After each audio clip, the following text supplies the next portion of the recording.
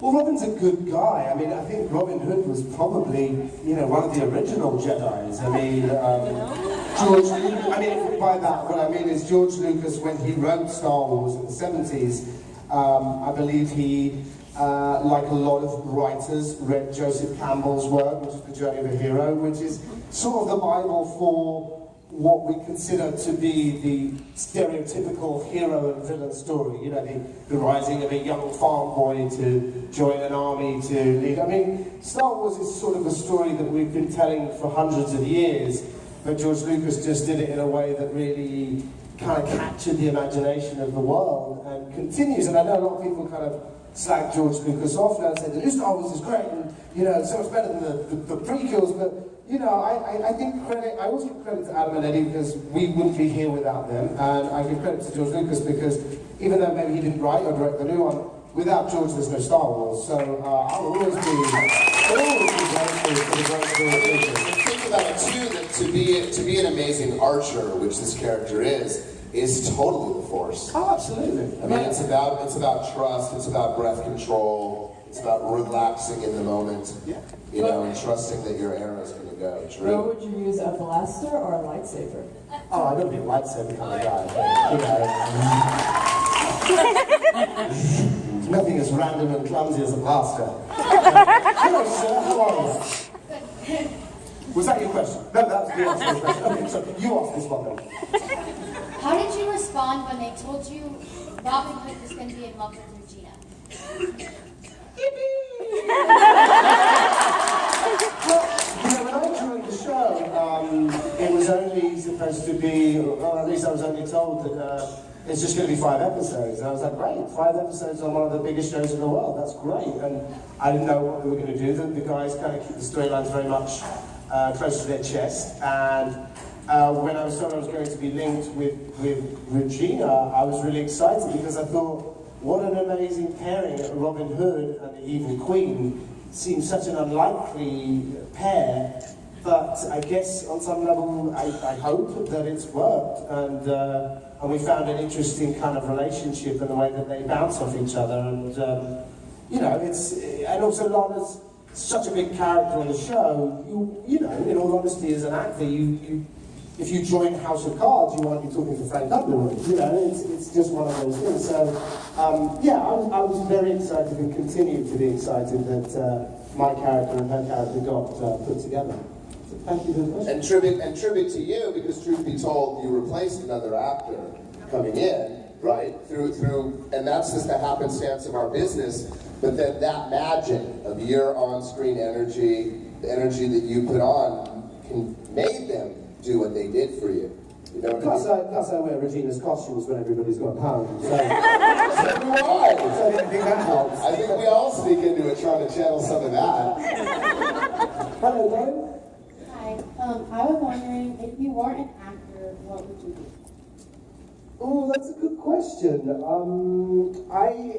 It's sort of hard to answer because I can't ever really imagine myself doing almost anything else. But funnily enough, being a solicitor, as we call it in England, or being a lawyer, actually has some similarities. We think of lawyers and go, ooh, lawyers bad, but we need lawyers in the world. We need people to represent innocent and guilty parties, and the similarities are an actor will take a script and learn the script, and then they will portray their version of events to an audience, and hopefully the verdict is the audience hopefully believes what the actor does. A lawyer or a solicitor will take the clues and the evidence of the case, and they will put their story to the jury and hope that their series of events are a better truth than the opposition. So I don't know if I'm quite intelligent enough to have been a lawyer, but I think I would have liked to maybe have given that a try. I think that answer seems like you are, but that was deep. I was like, whoa! I'm sitting here reeling, my head's spinning from that one. Thank you, Your Honor. But it is true, the storytelling similarities. I mean, I think that's one of the great things about we do. We call ourselves actors, but really that's a far more ancient art that we partake in, the art of telling the story. And I think that's also what separates the kind of an actor that sticks around for a while for someone who's a quick flash in the pan is understanding that, respecting the audience, that you need to make that connection. Yeah, absolutely. And again, they both are about presenting your version of the truth. So, yeah, I've always thought there was an odd parallel between the two occupations. Hello, what's your question? Hello. I was wondering, when Zelina was posing as Marion, did you know that Marion was Zelina, or were you inspired to see it? I was told, Adam and Eddie called me, and then as I've said before, they often will keep their cards close to their chest because it's often good for the actor to not know too much about the fate of your character, because none of us in life know where life will lead us next week or next month. But they did phone me and say, so Zelina's coming back from the dead, she was never really dead, and she's actually been masquerading as Marion. And I just remember thinking, oh God, people are going to lose their minds. But I thought, I sort of joked and said, it's sort of a Jerry Springer kind of thing, that I really mean that in a kind of very silly way. It was a great plot twist. I know that some people are like, I don't like our storyline, but as I said earlier, it's difficult to please all of the audience, but I did think, wow, that is going to be a big shock for I think nearly all of the audience, and I should probably stay off Twitter for a couple of weeks. When I said, I'm like, I didn't write it, it's not like I just do as I'm told, just an actor. But yeah, I thought it was a really bold, daring storyline, and it definitely caught, I think, the majority of the audience off guard. So yeah, well done then. Thank you for your question. Thank you. Hello. Hi. If you were to add something to Robin's backstory, what would it be? Well, the writers have alluded to the fact that Robin has a dark past, and I talked to some of you earlier in the meet and greet, and we were talking about that, and darkness is always interesting for a character, because, while the light is good and positive and true, darkness is more complicated. Why is someone dark? Where did they become this character? And also, I think one of the reasons that Regina is such a popular character is because her journey about redemption has been a long arc. And I think I'm always amazed at how passionate you all are about Regina, because I think so many of you identify with, we can all be something at some stage in our life, and that doesn't mean that we are that forever. We can grow, and we can change, and we can learn, and as long as we can look for it in the world, we can find redemption. And I think that's why Regina's character has resonated so much with the audience around the world, because the show's about hope, and she certainly displayed that there is hope if you just look for it. So I think exploring Robin's dark past would be something that I would love to do, and also it'd be fun to be magic for a while, just for a week or so. Doing all this stuff. I do that, but then they're like, stop it. You don't have any magic. Just stop doing that. You're not Iron Man. Just cut it out. But thank you for your question. Hi, Emma. Hi. I was wondering if you had to learn archery for your part in Once Upon a Time.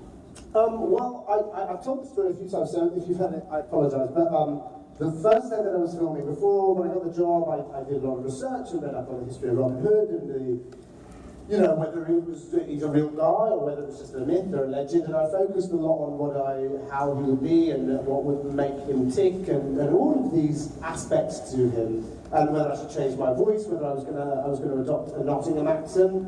And then I thought, a lot of the world doesn't know the difference between Nottingham and London, and it might just be, it could pop up in England, obviously. But, so I focused on all of these things, and then when I got to the first day of filming, and I'm in the Robin Hood costume, and I'm like, ooh, it's like putting on the James Bond tux. You kind of go, ooh, Robin Hood, all right, back straight, be manly, think your own thoughts. And then just before we go for a take, somebody came over and goes, oh, here's your bow and arrow. And I was like, bow and arrow.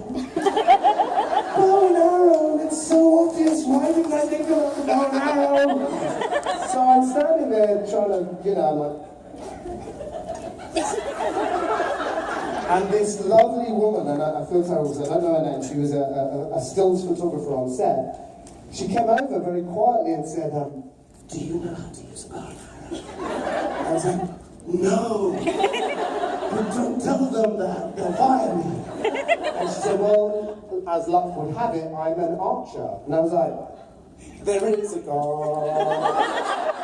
And so she sort of said, you know, draw, keep your arms straight, draw the leg back, 3 fingers to the chin. If anybody ever needs to know a crash course, you pull 3 fingers to the chin, keep your arms straight, and there you have the rough bits of archery. But also with filming, because they really don't want me to kill any of the other actors. Sometimes I will do that if I'm as close to you as you are to me. If I have to draw the bow, there actually won't be an arrow in my hand for fear that if I let go of it, I'll kill you. No chance of hitting her, though. Disney really frown on killing actors on the show. So it's a movie. See, that's a big difference between a movie and a TV show. See, the movie would have archery in camp. Yeah, no, archery camp, you would have had a month to prep for that. Exactly. But whereas TV is a big juggernaut and it moves fast and you just got to play catch up. So I had to learn pretty quickly, but after that I went and took a little bit more time to sort of find out a little bit more. But still to this day, I'm so clumsy, I can't see the difference, so I can't hit the arrows in the back.